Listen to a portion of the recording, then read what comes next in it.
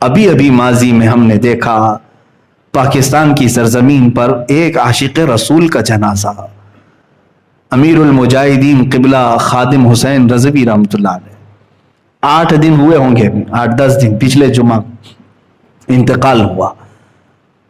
ایک ایسے عالم دین، بڑی سادی زندگی گزارنے والا، صرف 54 سال کی عمر، حافظ قرآن اور ایک مسجد کے امام، بس اس کے علاوہ ان کا کچھ بھی بڑا سٹیٹس نہیں تھا۔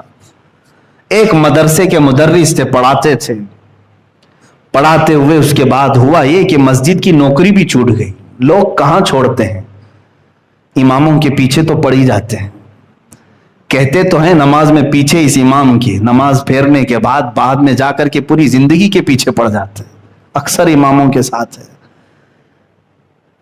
علامہ خادم حسین رضوی رحمۃ اللہ تعالی علیہ کے ساتھ بھی یہی ہوا، وہ مسجد ان کی چھوٹی ہی، اور اپنے گھر رہے، مدرسہ پڑھاتے رہے۔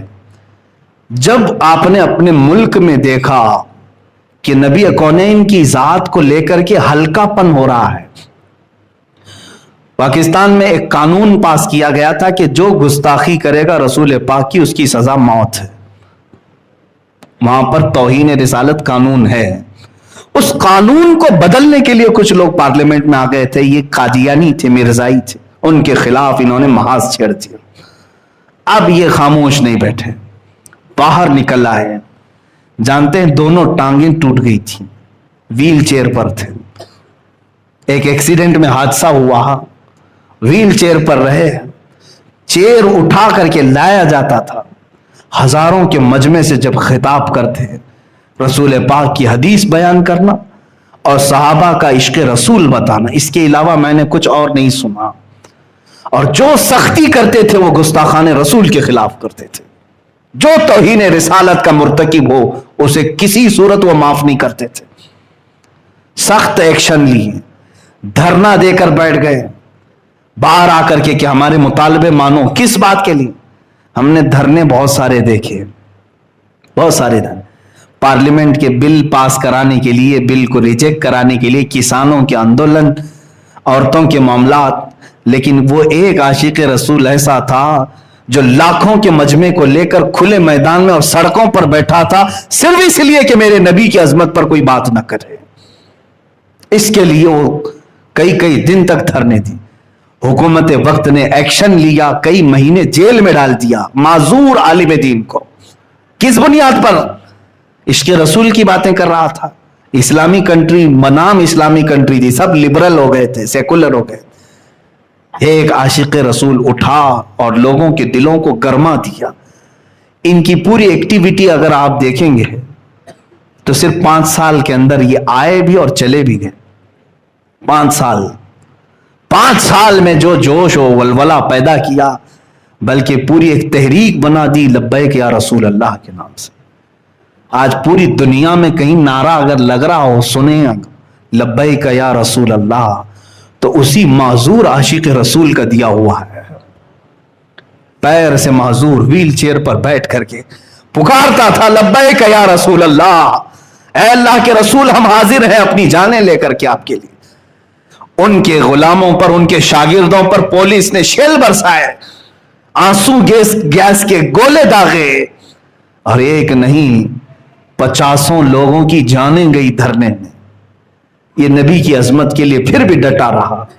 جانتے ہیں آخری وقت، یہ 8 دن پہلے 104 ڈگری بخار ہے اور نومبر کی ٹھنڈیاں ہیں، سخت ٹھنڈی میں بھی پتلی سی چادر لے کر کے ویل چیئر پر وہ میدان میں آ گئے۔ ڈاکٹروں نے کہا تھا اتنا بخار ہے آپ کو ہوا نہ لگے۔ انہوں نے یہ کہا کہ اگر نبی کونین نے مجھے سوال کر لیا کہ میرے سارے غلام میدان میں تھے، تو گھر میں کیوں بیٹھا تھا، تو میں اپنے لنگڑے پن کا عذر نہیں پیش کر سکوں گا، مجھے جانا ہے۔ آ بھی گئے، بخار سر پہ چڑھ گیا۔ اسی دھرنے کے بعد واپس آئے، اور جب انہوں نے یہ دیکھا کہ فرانس میں گستاخی ہوئی اور ہمارے ملک کی طرف سے کوئی ایکشن نہیں لیا گیا، اسی غم میں وہ اس دنیا سے چلے گئے۔ لیکن میں نے دیکھا، محسوس کیا، ان کا خاندان کیا تھا؟ وہ ایک عام گھر میں پیدا ہوئے تھے، عام گھرانہ، دینی گھرانہ تھا، لیکن باپ کوئی سجادہ نشین یا پیر نہیں تھے، کوئی خانقاہ سے نہیں، مزدوری کرنے والے ایک عام انسان کے گھر میں پیدا ہوئے، حافظ قرآن بنے، عالم دین بنے، اور دین کی حفاظت کے لیے کھڑے ہوئے، اور پیر ٹوٹ گئے تو ویل چیئر پر آیا۔ اور اس کے بعد میں نے دیکھا میرے نبی سے وفا کرنے والے کے ساتھ اللہ کیا انعام دیتا ہے جب وہ جنازہ میدان میں آیا۔ اللہ اللہ، آج تک تاریخ لکھنے والے بتا رہے ہیں 70 سالہ پاکستان کی تاریخ میں اتنا بڑا جنازہ کسی کا نہیں ہوا، جس میں 50 لاکھ سے زیادہ کا مجمع بتایا جا رہا ہے۔ معمولی بات نہیں، جتنی بھی تعداد ہو، 40 ہو کہ 50 لاکھ، پیر رکھنے کی جگہ نہیں۔ یہ سارے لوگوں کو کون میدان میں جمع کیا؟ کون لے کر کے آیا؟ کیا ان کو کسی الیکشن میں ٹھہرنے والا امیدوار پیسوں پر جمع کیا تھا؟ ارے اس جنازے کو جب لایا گیا تو 48 گھنٹے کے بعد لایا گیا تھا، 48 گھنٹے انتقال ہونے کے 48 گھنٹے کے بعد۔ اور مجھے ان کے قریبی شاگرد نے آج خبر دی کہ حضرت ہم نے اس غلام رسول کی زندگی کو دیکھا، 48 گھنٹے بغیر برف بغیر فریج کے رکھا گیا تھا، اور جب جنازہ لے کر کے ہم اٹھے ہیں 48 گھنٹے تک نہ ہم نے ناک میں روئی رکھی نہ کانوں میں روئی رکھی تھی۔ کوئی بھی انتقال کر جائے تو ناک اور کان اس لیے بند کرتے ہیں کہ ہوا اندر جاتی ہے، پیٹ پھول جاتا ہے، جسم پھول جاتا ہے۔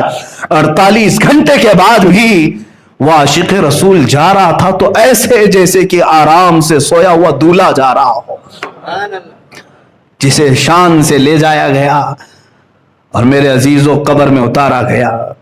موت اس کی جس کا کرے زمانہ افسوس، یوں تو یہاں سبھی آئے ہیں مرنے کے لیے۔ میں نے یہ محسوس کیا، جو زندگی اپنی میرے نبی کے لیے وار دے، میرے آقا اسے ضائع نہیں ہونے دیتے، پھر اس کو سارے لوگوں کے دلوں کا بادشاہ بنا دیا جاتا ہے۔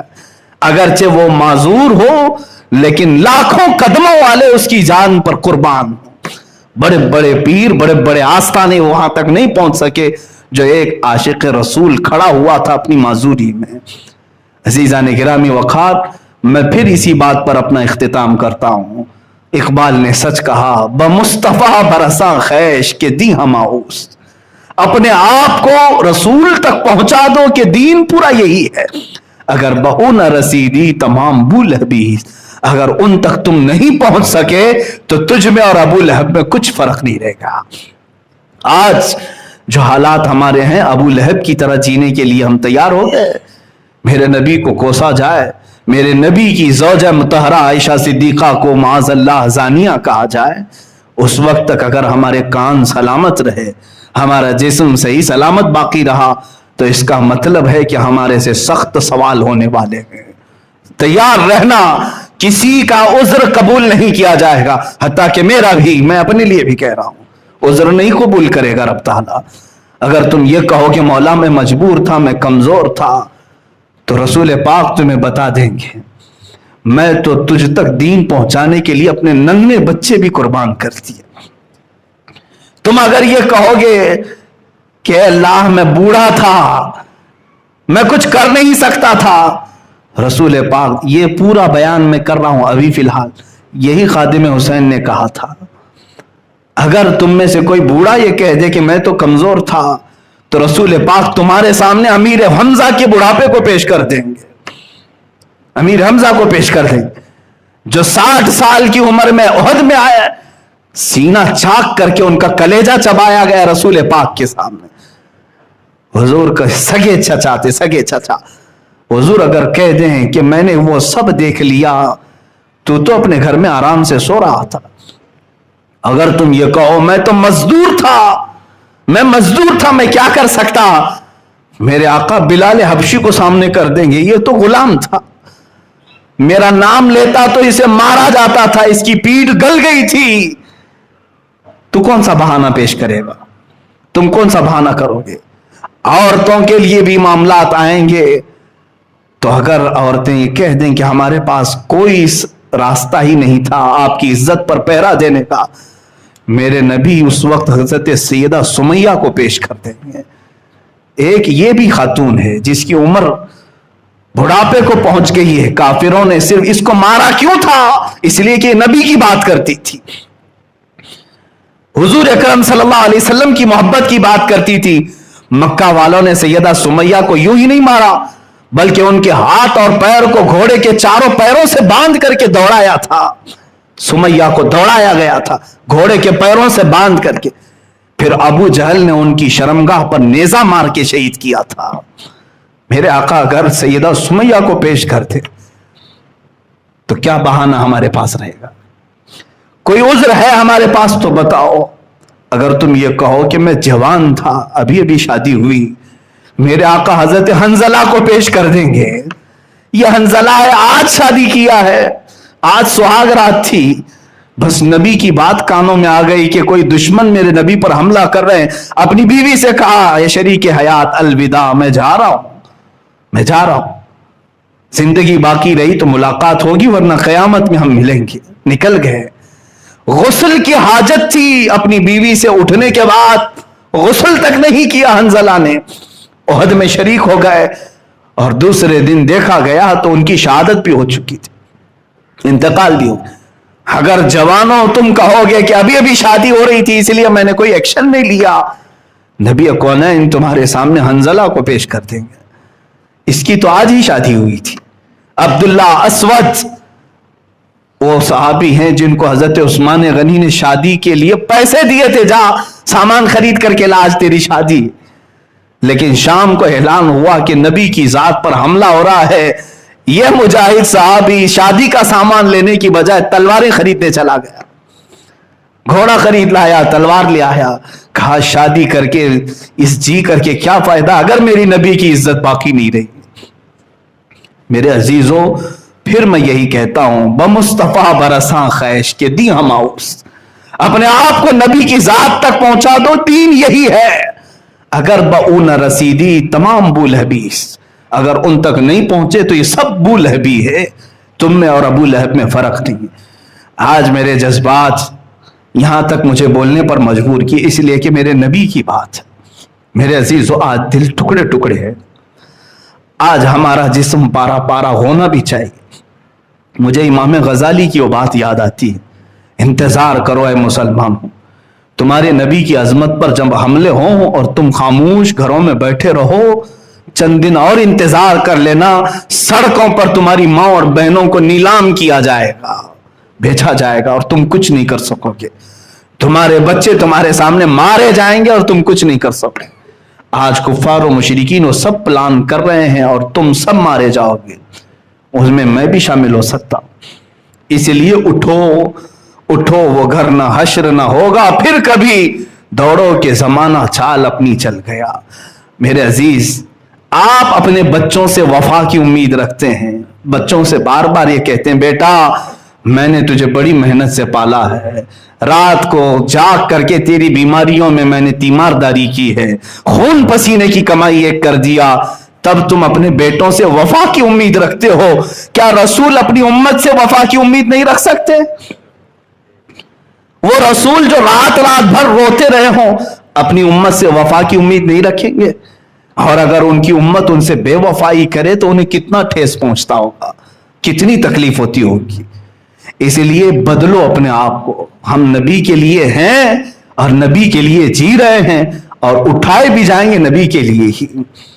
اسی لیے میرے مرشد نے آخری زمانے میں یہ اپنی نعت میں ہمیں میسج دیا تھا، زندگی یہ نہیں کسی کی کسی کے لیے، زندگی ہے نبی کی نبی کے لیے، نہ سمجھ مرتے ہیں زندگی کے لیے، جینا مرنا ہے سب کچھ نبی کے لیے۔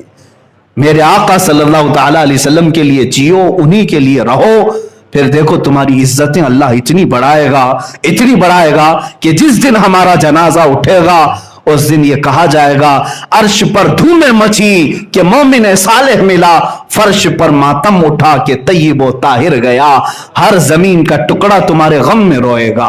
आशिक रसूल जा रहा है, फरिश्ते तुम्हारे इस्तकबाल में खड़े होंगे कि एक बड़ी जात वाला आ रहा है, बड़ी हैसियत वाला आ रहा है।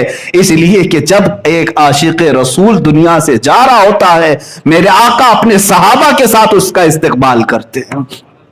इससे बेहतर और जिंदगी चाहिए? नबी जिसका इंतजार करें अपने सहाबा के साथ, उससे बेहतर हमारे लिए कोई जिंदगी नहीं। उन्हें जाना, उन्हें माना, न रखा गैर से काम। लिल्लाहिल हम्द, मैं दुनिया से मुसलमान गया, आज ले उनकी पनाह, आज मदद मांग उनसे, फिर न मानेंगे कयामत में अगर मान गया। व आखिर दावाना अनिल हम्दुलिल्लाहि रब्बिल आलमीन।